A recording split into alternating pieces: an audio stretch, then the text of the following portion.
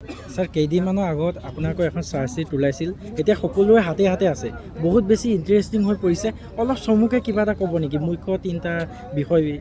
চাৰ্জশ্বিটত আছে যে মুখ্যমন্ত্ৰীৰ পৰিয়ালে বহুখিনি ব্যৱসায় নিজৰ নামলৈ আনিছে আৰু যিটো মানে মনোপলি নিচিনা মনোপলিটো এটা ৰেষ্ট্ৰিকশ্যন আছে ভাৰতত দ্বিতীয় কথাটো হ'ল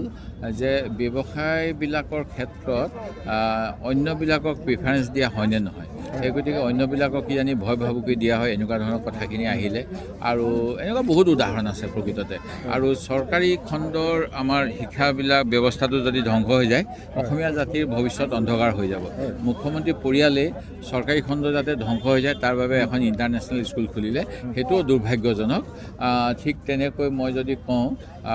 প্ৰথম অৱস্থাতেই দুখীয়া মানুহৰ বাবে যি চৰকাৰী মাটি তাৰ ক্ষেত্ৰত এটা কণ্ডিশ্যন থাকে যে দুখীয়া মানুহৰ মাটি কোনো বেলেগ মানুহে কিনা বেচা কৰিব নোৱাৰে চৰকাৰী প্ৰভাৱ খটুৱাই পেলাই তেওঁলোকে কামৰূপ জিলাত প্ৰায় 30 বিঘামান মাটি দুখীয়া মানুহৰ মাটি নিজৰ কোম্পানীৰ নামলৈ আনিছিলে এইবিলাক যথেষ্ট গুৰুত্বপূৰ্ণ কথা ৰাজহুৱা জীৱনৰ ক্ষেত্ৰত আৰু অন্যান্যতো বহুতবিলাক আছে চাহ বাগান কিনা কথা তাৰপিছত কাজিৰঙাত যিখন তেওঁলোকৰ সম্পত্তি আছে এই সম্পত্তিটোৰ ক্ষেত্ৰত এইটোৱে ক'ব পাৰোঁ যে কাজিৰঙাৰ ইক' চেঞ্চুৰী জোন টুৰিজিম প্লেন বা আৰু অন্যান্য কেইবাটাও মানে স্কিম কেন্দ্ৰীয় চৰকাৰৰ ফালৰ পৰা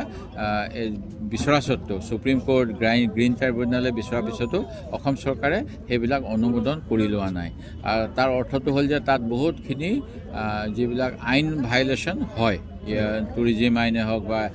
ইক' চেঞ্চিটিভ জোনৰ এই গোটেইবিলাকৰ গইনা লৈ পেলাই তেওঁলোকে তাতে এটা এনিমেল কৰিডৰত এখন ৰিজৰ্ট কৰিলে সেইটো উচিত নহয় তৃতীয়তে আৰু এটা ডাঙৰ কেছ এটা আহিলে যে কলিয়াবৰত এটা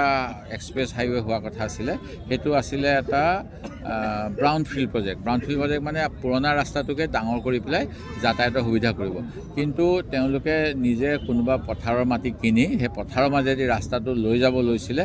এটা গ্ৰীণফিল্ড প্ৰজেক্ট হিচাপে আৰু সেইকাৰণে গুৱাহাটী হাইকোৰ্টত কলিয়াবৰৰ সচেতন নাগৰিকসকলে এটা কেছ দিছিলে যিটো কেছত বোধ কৰোঁ শুনানি চলি আছে সেই গতিকে আইন আৰু প্ৰশাসনটো যিটো সংবিধানৰ অনুসৰি কাম কৰিব লাগে সেইটো নিজৰ পৰিয়ালৰ বাবে ঘনিষ্ঠৰ বাবে অপব্যৱহাৰ কৰাটো নিশ্চিতভাৱে এটা গুৰুতৰ অপৰাধ মুখ্যমন্ত্ৰীয়ে এইবিলাকত অভিযুক্ত সেইবিলাক তাত আছে